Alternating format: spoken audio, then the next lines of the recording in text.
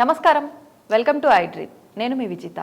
అయితే మనకు శని వక్రగతి చెందుతుంది అని అంటున్నారు. ఆల్రెడీ అది ప్రారంభమైపోయింది. ఇది నవంబర్ వరకు కొనసాగుతుంది అని చెప్తున్నారు. దీనివల్ల కొన్ని రాశుల వారికి ప్రభావం ఉండబోతుంది అంటున్నారు. అటువంటి రాశులు ఏంటో వివరంగా ఒక్కొక్క రాశి గురించి తెలుసుకునే ప్రయత్నం చేద్దాం. ప్రస్తుతం మనతో పాటు ఉన్నారు ప్రముఖ జ్యోతిష, వాస్తు, సంఖ్యాశాస్త్ర మరియు నవరత్నాల నిపుణురాలు తనిష్క గారు. వారితో మాట్లాడి వీటి గురించి వివరంగా తెలుసుకునే ప్రయత్నం చేద్దాం. నమస్తే అండి. నమస్తే అమ్మా. శని వక్రగతి వల్ల తులారాశి వారిపైన ఎటువంటి ప్రభావం ఉండబోతోంది, దాని నుంచి వీళ్ళు బయటపడాలంటే ఎటువంటి పరిహారాలు చేసుకోవాలి? ఓకేమ్మా. అయితే తులారాశికి ఎప్పుడైనా కానీ శని యోగకారకుడు అని చెప్తూ ఉంటారు. ఎందుకంటే తులాంలో ఆయన ఉచ్చ స్థానానికి వస్తాడు. జనరల్గానే తులాంలో స్ట్రాంగ్ పొజిషన్కి వస్తాడు. ఎప్పుడైనా మకర కుంభంలో ఆయన రాశి అధిపతి, కానీ ఎక్కడ స్ట్రాంగ్ అవుతాడు? తులాంలో. జనరల్గా తులారాశి వాళ్ళకి మంచి చేస్తాడు, కానీ వాళ్ళకి కూడా ఎలనా శని వచ్చినప్పుడు కష్టాలు ఇస్తాడు. అది ఆయన పనులు ఆయన తప్పకుండా చేస్తాడు. అయితే తులారాశి వాళ్ళకి వాళ్ళ జాతక పరంగా వాళ్ళకి ఏమైతుందంటే 4 స్థానం 5 స్థానం. 4 అంటే వాళ్ళ సొంతంగా ఏం చేసిన ప్రాపర్టీ గురించి ఉండేది. 4 స్థానం వాళ్ళ సొంత గ్రహ యోగము, స్థలం కొనేదాని గురించో, వాళ్ళ సొంతంగా ఏ స్థలం కొని ఉన్నా, లేదు వాళ్ళు తల్లి స్థానము, తల్లికి సంబంధించిన స్థానం 4 స్థానం. సో అప్పుడు ఏమైతుందంటే ఇప్పుడు శని వగ్రగదిలో ఉన్నారు. ఆయన 4, 5 స్థానానికి సంబంధించిన శని కాబట్టి ఆయన వచ్చి 6లో అస్తమించి ఉన్నారు కాబట్టి పెద్దగా కష్టాలు ఇవ్వడు. సో అది ఒక విషయం చూసుకోవాలి. తర్వాత ఆయన 6లో ఉన్నప్పుడు కొన్ని సమస్యలు, కొంతమంది వగ్రగది అంటే వగ్ర నివర్తి అయినప్పుడు ఇస్తాడు కొన్నిసార్లు, కానీ మామూలుగా వగ్రమై ఉన్నప్పుడు అంత పెద్ద సమస్యలు ఇవ్వడు. ఇంకొకటి ఏంటంటే తులారాశి వాళ్ళకి అష్టమ శని వచ్చినా కష్టాలు ఇస్తాడు, అది తప్పదు. కానీ ఇప్పుడు 6 స్థానంలో ఉన్నాడు కదా. సో వీళ్ళు దేని గురించి అంటే 4 అంటే తల్లికి ఆరోగ్య సమస్యలు ఫస్ట్ వచ్చే అవకాశం ఉంది. తర్వాత పంచమ స్థానం అనేటప్పుడు ఏమైతుందంటే ఇక్కడ పిల్లల గురించి వాళ్ళకి ఏ ఒక్క విషయంలోనే సాటిస్ఫాక్షన్ ఉండదు. వాళ్ళ ఆరోగ్యం కానీ, లేకపోతే వాళ్ళకి వచ్చి ఏదైనా పిల్లల చదువు విషయం కానీ, ఏదో పరంగా పిల్లల విషయంలో బాధపడుతూ ఉంటారు. నెక్స్ట్ వాళ్ళకి మనశ్శాంతి లేకుండా బాధపడుతూ ఉంటారు. నెక్స్ట్ నిద్ర తక్కువ ఉంటుంది. తులారాశి వాళ్ళకి ఏమైతుందంటే 4 స్థానము వాళ్ళకి నిద్ర గురించి అసలు రెస్ట్ లేదని బాధపడుతూ ఉంటారు. చాలా రెస్ట్ తక్కువ అనిపిస్తుంది వాళ్ళకి. అంటే రెస్ట్లెస్ అని చెప్పి బాధపడి వాళ్ళకి అసలు ఎట్లా అయిపోతారంటే కొంచెం వీక్ అయిపోతారు వాళ్ళు. ఇదంతా కొంచెం ఇప్పుడు ఈ 4, 5కు సంబంధించిన స్థానం శని అయినప్పుడు ఈ వగ్రగదిలో ఇలా ఉంటారు. కానీ కొన్ని సమస్యల వరకు కొన్ని జాతకాలకు చాలా మంచిది చేస్తాడు. ఎందుకంటే వాళ్ళ జాతక రీతిగా శని యోగకారకుడిగా ఉండి వాళ్ళకి లాభంలో ఉండి వాళ్ళ దశ నడుస్తున్నప్పుడు ఈ శని ప్రభావం వగ్రగదిలో ఉన్న పెద్దగా సమస్య చూపేయడు. అట్లా కూడా ఉంటాయి. ఇప్పుడు మీరు చెప్పిన ఈ మదర్ స్థానంలో ఉండే ఇబ్బందులు, పిల్లల విషయంలో ఇబ్బందులు ఈ నవంబర్ వరకు తర్వాత చెప్తున్నారా? ఈ నవంబర్ వరకు కొంచెం ఉంటుంది జాగ్రత్త, తర్వాత అంత ఏం ఉండదు. ఎందుకంటే 6లో శని మంచిదా చేస్తాడు. తులారాశికి మామూలుగా 6లో ఉన్న శని చాలా మంచిగా ఉంటాడు, యోగకారకుడుగా ఉంటాడు. బట్ ఈ ఒక్క 3 months కొంచెం చిన్న డిస్టర్బెన్స్ ఇస్తాడు. కానీ అదే కూడా వాళ్ళ జాతకంలో ఏమైతుందంటే ఇంట్లో ఉన్న వాళ్ళు ఎవరికైనా వాళ్ళ పిల్లలకు ఇప్పుడు మీన రాశియో లేదు మేషరాశియో ఉంటే వాళ్ళకి పెద్ద సమస్యలు ఇంట్లో ఉన్న వాళ్ళకి ఎక్కువ ఉండవు. ఎందుకంటే అక్కడ వాళ్ళకి ఏళ్ళ శని తగ్గిపోతుంది, వగ్రం అయి ఉన్నాడు కాబట్టి వీళ్ళకి ఆ ప్రభావం చాలా తక్కువ అనిపిస్తుంది. అంటే ఒకరి జాతకాన్ని పెట్టి ఒకరికి ఇంకో లింక్ ఉంటుంది కదా, సో అట్లా కూడా సమస్య తగ్గుతుంది. ఓకే. అంటే మొత్తానికి వీళ్ళపైన అయితే ఎక్కువగా ప్రభావం లేదు, కొద్ది మాత్రం. మరి దాని నుంచి ఆ కొంచెం కూడా ఇబ్బంది లేకుండా ఉండాలంటే పరిహారం ఏదైనా ఉందా? ఉంది. ఇప్పుడు తులారాశికి ఎప్పుడైనా కానీ నరసింహస్వామి చాలా యోగకారకుడు.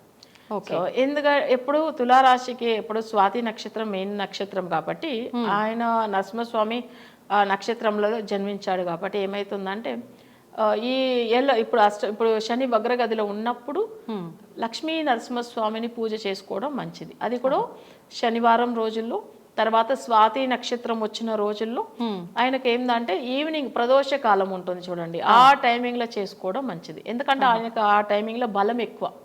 ఎవరికి? నరసింహస్వామికి. ఎందుకు ఆయన వచ్చి మీకు తెలుసు ఉంటుంది ఇరణ్యుడిని అసలు ఆ టైంలోనే వధం చేశాడు కాబట్టి ఆ ఈవినింగ్ టైమింగ్లోనే అది ప్రదోష కాలం కూడా మనం అంటాం. సో ఆ టైమింగ్లో తనకు పూజించడం వల్ల ఏమవుతుందంటే వీళ్ళకి ఎంత పెద్ద సమస్యలు ఉన్నా తొలగిపోతుంది. అయితే నరసింహస్వామిని మనం మామూలుగా ఏంది ఇంట్లో తప్పకుండా చేయవచ్చేమో.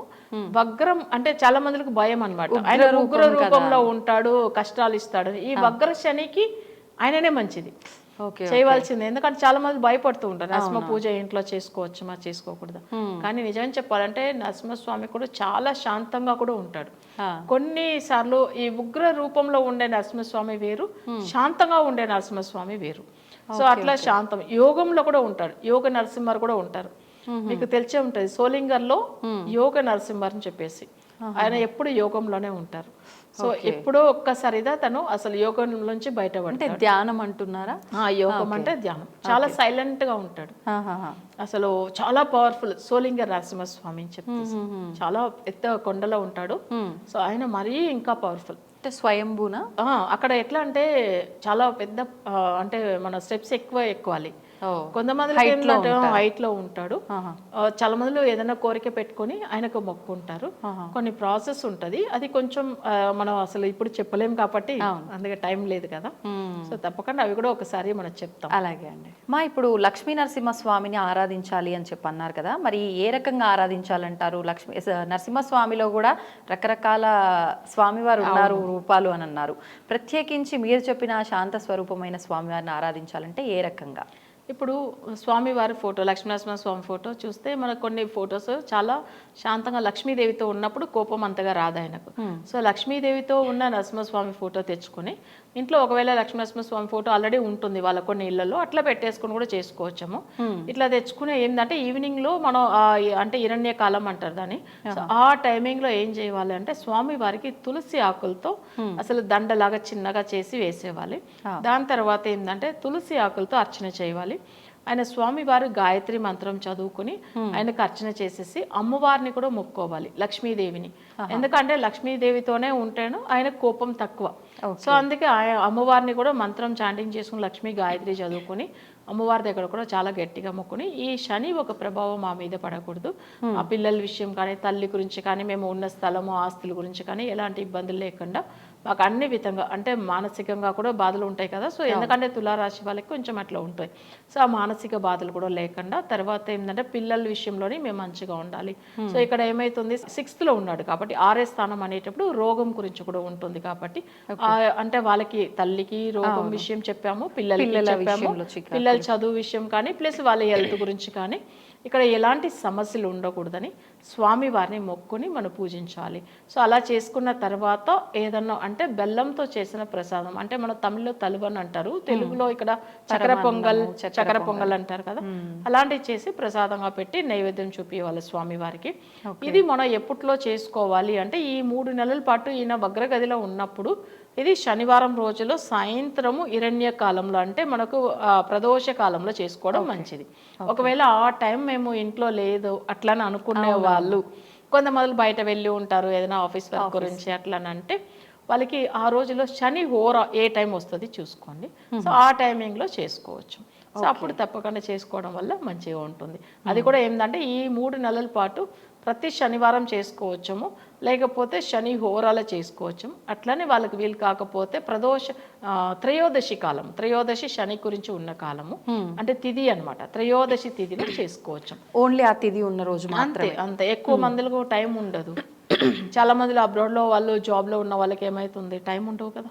అట్లా ఉన్న వాళ్ళకి త్రయోదశి తిథి అంటే వాళ్ళ కంట్రీని పెట్టి వాళ్ళకి ఆ టైమింగ్ తిథి అక్కడిది చూసుకొని చేయాలి. మనకు ముందుగా ఒకవేళ మనం ముందుకు వచ్చేసామంటే మనకు తిథి చేంజ్ అయిపోతాయి కదా, వాళ్ళకి వేరే ఉంటాయి అట్లా. సో అందుకే మనం వాళ్ళ ప్రకారం వాళ్ళ తిథి చూసుకుందా చేయాలి. సో అప్పుడు మంచిగా జరుగుతాయి. ధన్యవాదాలమ్మా. And for more videos, please subscribe to iDream. Please subscribe to iDream. Please subscribe iDream. And please subscribe to iDream. For more videos, subscribe to iDream. please like, share and subscribe to the channel. Congratulations, iDream. Subscribe to iDream. Subscribe to iDream. So subscribe to iDream Media. iDream ki iDream team andarki huge congratulations. Please subscribe iDream Media. Please subscribe to iDream. Subscribe iDream. Please subscribe to iDream. iDream అంటే నా కళల channel subscribe చేసుకున్న నోరు తిరుగుతలేదు, మీరైతే గంట గుర్తు కొట్టండి. For more such videos, please subscribe to iDream. Subscribe to iDream. Please subscribe to iDream. Please subscribe iDream Media. Please do subscribe to iDream. Please subscribe to iDream Media. For best entertainment and information, please subscribe iDream. And don't forget to subscribe to iDream. Tawandi. తవ్వుతూనే శివలింగం. సరే దాన్ని అట్లా కప్పేసేయండి, చూపించదండి. Krishna is there. మూర్తి పూజ కాదు, సాక్షాత్ బ్రజేంద్ర నందన భగవాన్ ఉన్నారు మూర్తిలో. ఏమీ ఆశించకుండా ఆరాధించే వాళ్ళు కూడా ఉన్నారా ప్రభుజీ? నిజమైన భక్తి అంటే మనకు తెలియదు కాబట్టి